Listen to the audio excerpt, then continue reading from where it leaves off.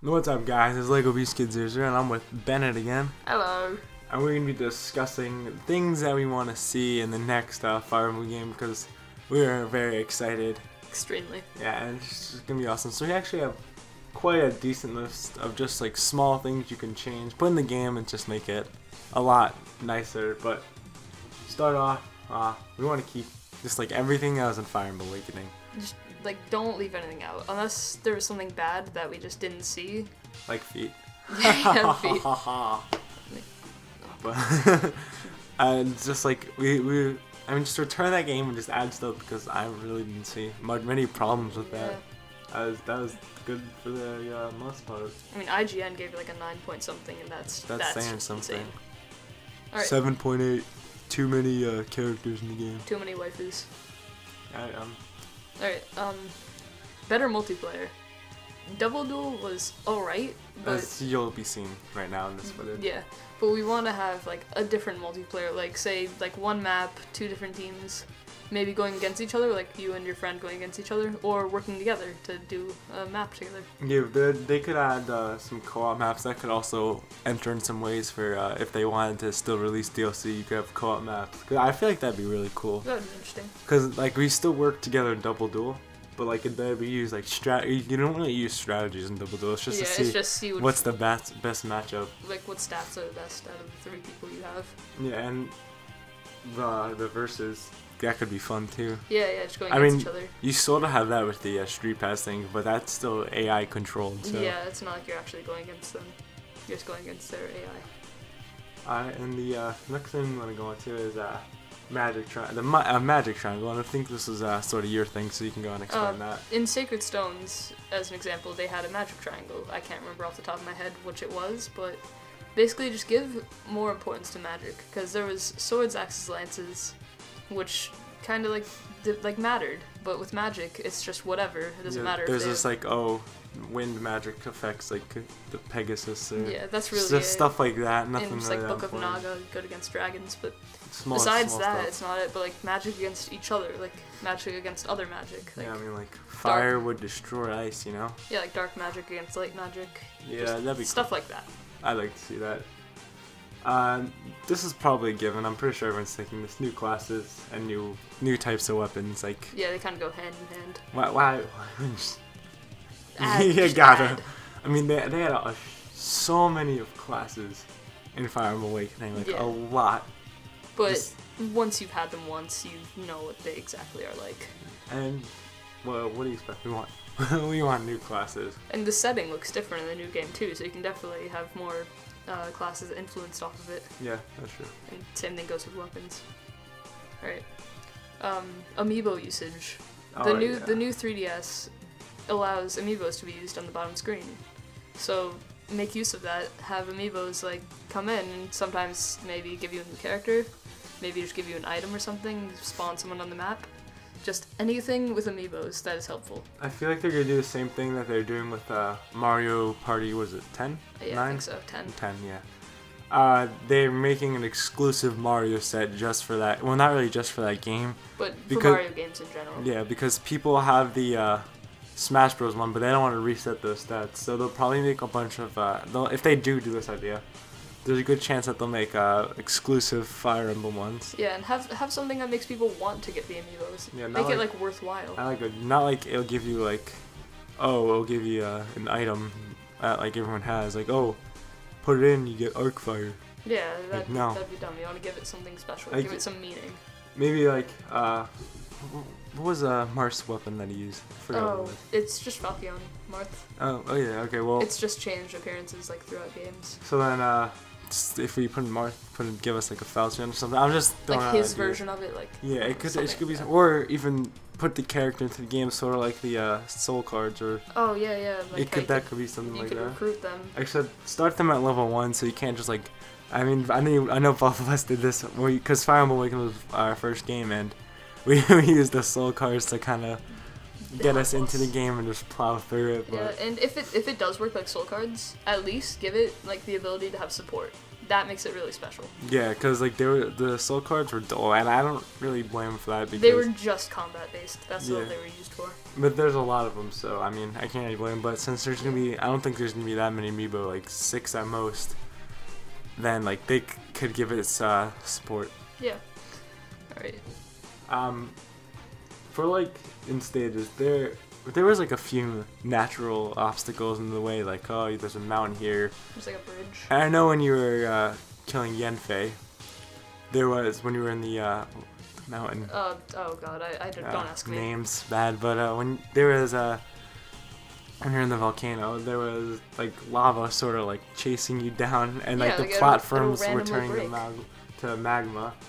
So like I just feel like cool things like could be like maybe if you're in a storm, lightning like strikes down. Or maybe some interactive things that you can force, because in another Sacred Stones reference, there was like a tree, and if you chop it down, it can go over a river, so you can cross over the river to get to the other cool. side. And maybe like I don't know, like maybe have like walls in the way too that the enemies like have set up. Oh yeah, and you can break through them. And I mean it's just like cool things that make it more diverse than the last game that came out. Yeah. And it would add a lot more strategy to Fire Emblem.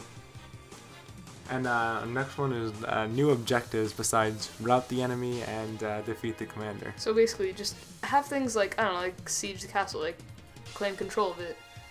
Just something that's in Awakening. There was variety, but it was only 2 things. They give the illusion that you're doing something special, but it's really just kill the commander or kill everyone. Yeah, like they could even do stuff like destroying certain objects, like if there's like a sacred temple, or like let's say there's like a really powerful weapon, like go and get this weapon. Yeah, like maybe like or this steal item. It. Maybe you need like someone's lockpick, then go like steal it and like just go take it. Well, then that character would have to probably be an ally, because they could have some issues with that, because there'd have to be a key in the map for that. Oh yeah. Because what if, of course, someone died that had the lockpick ability or skill. Also, I can't remember. My bad. But another thing, we already know this is gonna be in place, but the decisions that mattered, because the ones in Fire Emblem didn't do. Yeah, they even talked about it in the direct. They even said they're gonna have more decisions that actually change the game. Because I think they even realized that, like, oh, do you want to sacrifice Hemmer or not? I mean, whatever one you pick, it's gonna change a few just pieces of dialogue, and the same outcome's gonna happen either way. So no, it doesn't affect the storyline whatsoever. They could go a long ways with this, because, well, actually, never mind. I was gonna say if it was on the new 3DS, which I doubt, since it has better hardware on it, they could go a long way and probably add like more stages or chapters. Yeah. For the different outcomes, but they could still do that in the 3DS, but there just wouldn't be as many due to hardware limitations on how many chapters that they could possibly put in the game. Yeah, I remember another thing I wanted to add was maybe stealing things from characters, from NPCs. Like if you're a thief, you can steal something like off the enemy, or maybe they can steal things off of your own character, like without having to kill them. That would add more. There'd have to be a skill to that though. There would add more specialty to thieves. Like thieves get that naturally, like lockpick. But because that would help. That makes it more strategic. The only problem I see that is like someone could just like come after you and kill you right after, or like if you're gonna lockpick them. Well, not like steal weapons, but like steal like items you have, like a vulnerary. I guess that could work. I'm sure they could think of some way to incorporate All that. I know is that was in Sacred Stones as well. Oh, it was? Yeah. Oh wow, someone's playing a little Sacred Stones lately. I see. Maybe. All right. So, post-story with children. I mean, yeah, there wasn't. In Awakening, it wasn't a post-story per se, but if you marry 2 characters, you get a child. If not, then they just don't show up. Yeah, and they had they gave us out some challenges or whatever on Spot Pass that let us get certain characters like Aversa, Walhart, and all them. All those guys that you can just add to your team. But with the children, what I'm thinking is there's an optional post story. So say you beat the game, you don't have to do it because you already beat the game, but there's a post story with children. Depending on who you married or not, those are the children that show up there. Yeah, maybe it could be like something happening in the future, considering how like how Fire Emblem Awakening did that. Yeah, and like how if you didn't marry two characters, then the child just wouldn't be in the future at all. They just wouldn't be there. I don't want to like keep this like too similar to like Fire Emblem Awakening, but I feel like each child you get is like further advances the post story. Oh yeah, like each one adds like a new chapter to it. Yeah, that's sort of like Fire Emblem Awakening, except they didn't really have the chapters for that, or the prologues, or what you want to call it. Paralogs. I'm so sorry, but they didn't really add a story to it. Yeah, it was just you get them. That's it. Recruit them. There was some support. Pretty simple. The next thing kind of goes back to what we were talking about with like natural obstacles, but add like side quests into the game. Like have like a main objective and like a side objective that can get you an reward. Like they sort of do this, like it'll tell you to go visit these villages and warn them about upcoming attacks. Yeah, like go talk. And you'd get like, I almost read, but like go further into that. Like maybe there's like a little gang or something. Yeah, like on thieves the map. that sometimes show up, like ruffians. And you gotta kill them, and you'll get like a reward from like just like NPC. Someone's held hostage, like a civilian. Oh yeah. Save them, and they'll give you a reward, like maybe like a large bullion. Sometimes even recruiting them even. Yeah, I'd actually enjoy that a lot. Like they did that too with Gaius, yeah. Geus, whatever his name, Thara. Who else? Just all of them. Was that? Libra I guess counts, but Libra was kind of an ally. Yeah, that didn't. Another thing with side quests is the barracks in Fire Emblem. They just kind of helped with support. Really, they just got you some items. Besides that, they didn't really do anything. So if you add sometimes random NPCs that can come to your barracks and give you a little quest, like go back to this one map, like and just go do something on it. Like it's a side quest. I can see like go in and assassinate this person. Yeah, like help us do this one thing for our village.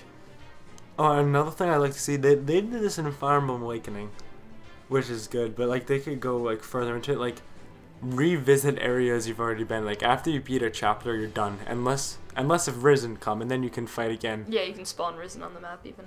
So they should have like a way where you could revisit these areas. Like, but I'm sure I don't know if Risen are gonna be in this game. I don't think they will be. Probably different monsters. So like they could add like for like the side quests, you could like even go back to those certain places. And stop someone like and like once you accept that side quest, like that certain person you'd had to kill or a certain item you'd had to get would be on that map or that chapter, whatever you want to call it. Yeah, like have like a little quest log with like what each person wants you to do where. Mm-hmm.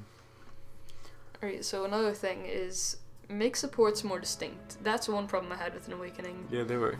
When you had, say, for an example, Olivia gives birth to Inigo, and basically what happens is no matter who you married with Olivia, the father would say the same thing, or almost like maybe a single line different, but mainly the same exact thing to Inigo. Yeah. In the support conversation. So maybe like add some distinctions, like make the father, like depending on who it is, say different things to the child. Yeah, I really like the support conversations. If they could go into further that. Oh, if they could just improve it, just add more. Because that was honestly a great part of the game, and it was really just like a really small feature. Yeah, and it added it added a whole new depth to the game. It wasn't even that big. Like you'd have better like charisma on the battlefield, but yeah, you don't want this character to die because you really like their personality. Because like really than that, like some of the characters that you just get once, like Cherchi for example, you just talk to her once and she doesn't really appear ever again. Yeah. So if those supports weren't there, I don't think I'd give a shit about it. I wouldn't remember Vake. Yeah, Vake just shows up and he's like, "Oh, I'm dumb. I guess I'm here." See, that's the thing because Vake actually died quite early on. For you, at least. For me, yeah. And I didn't have any support with him, and I don't remember him. Like I think I had maybe one with Crom, but like I don't remember who he was. I know he was cocky, and he used to forget his stuff because he was in the story somewhere at the beginning. Yeah, the very beginning. Forgetting his axe, and then that's it. It showed you how to give. Yeah, because it showed you how to give items to people. So it was like sort of a tutorial. Yeah. But and that's like, all it was. That's all I really remember him by. Next thing is better Street Pass functionality. I mean, they don't really have to improve on this one that much. I think it was pretty good in Fire Emblem Awakening. Yeah. Just I don't like. Just add more to it. Like you can still do a lot. Like you can buy items. You can. Yeah, I don't. Well, I would say if trading, that'd be too hard. Yeah. What I have an idea is, instead of fighting their whole team and only recruiting their like pre-made character, like the ones that they made, recruiting only certain ones from their team. Like say they had a team, a Street Bass team with just Sumiya on it, and you want to recruit their Sumiya particularly, then you can just go for them and not only get their Robin. And no, this is another thing. Like every single like character you recruit from this, I really just like want them to be level 1, cause it really just like honestly you could if you just have the bullion or bullion gold, sorry, to buy these characters and you just plow through the game, and it kind of takes away the fun and the challenge behind it. And I mean, if you can't handle like that challenge, I mean, I'm sure casual mode's gonna make a return. Yeah. So you could still go back and play that, and I think that should be fine enough. But I mean, they should limit some like a what level like, they can be at max. Like maybe like a level 10 at the starter class. Yeah. Like nothing really huge. Just in addition to what I said earlier about recruiting someone like Sumiya. Only do that if you have like if your Sumiya died. Maybe. Yeah, or like if you like lost them or something, or you can just recruit them and that will just upgrade the character. Say they're alive and you have a Sumiya that's weaker than the one you recruit, then your Sumiya just gets. I feel like boosted. no, so like, you know how we were talking about how you could recruit people from the side quests before? Yeah. I feel like you should only be able to like recruit those people in the Street Pass, because let's say if you recruited like one of the main characters that you don't already have, then it'll kind of like screw up the story in a way. Oh yeah, mess it up. So that actually worked. You could recruit like you could go look through other side quest characters that they got and like saved or whatever, and then you could take one of those because they're not going to be important to the story at all. Yeah, they're not going to make a huge impact. So that could actually work. I like that. And the last thing we have for today, it's small. I honestly don't care if it gets in. It would just be a nice touch. Just like, you know how during battles, they had a lot of camera options. You could pause, go faster, slow. You could slow down? Yeah, Probably. you could slow motion. You could slow motion, all that stuff. You could pause it. Pause, play, whatever. Just whatever you want to do. Just like even zoom in. Yeah, exactly. But, screenshots. Yeah, screenshots. Just add them because they could do all those different things with the camera. So you might as well like be able to save those moments. Because I lethality or. Oh, lethality. I would like to take a screenshot of that. I really do. The blood splatter. I really do. That would. That's like the darkest one in the game. I'm just saying, like some of these things like look really cool. Like they'll have like really cool moments. Like because a lot of the magic, they had really good animations and they looked really nice. Like Book of Naga. One of the things, even just sometimes you'll be attacking someone. And you'll actually see the sword going through them, which you usually don't see. You have to like pause it just right, being able to screenshot that. Yeah, I'm sure they could get a lot of like funny stuff and out of that, just like characters looking stupid and stuff. Like especially during I feel like dodges. Oh yeah. That could look pretty funny with like characters like practically on top of each other. Yeah. Practically inside of each other. Yeah. So, that's really it for this. I'm really excited. I'm extremely excited. This whole I read something about Japan getting the game in the summer. That if they could just release it like maybe like a week after them, don't make it drastically different. Don't make it release because it's gonna be hard because I mean there's a lot of dialogue. Yeah, that's a lot of localization. So but hopefully they're working on it simultaneously and they can get things done quicker. But as long as they can get it out before 2016, please. I will be really happy. I don't know, I have a feeling. I'm calling holiday. I'm calling holiday season. Probably. That's what I think. Late 2015. Yeah. Anyways, hope you all enjoy. Let us know what you guys think. Yeah. Because we're interested to hear. Let us know if you agree with what we say, disagree. Because I mean, I don't know. I feel like we can be wrong. Someone's probably gonna be like, "What the hell? This is not gonna work." Yeah. It's just an idea. Opinions. Opinions matter. We're not the developers here. We're just giving ideas. But anyways, see you guys next time. Bye.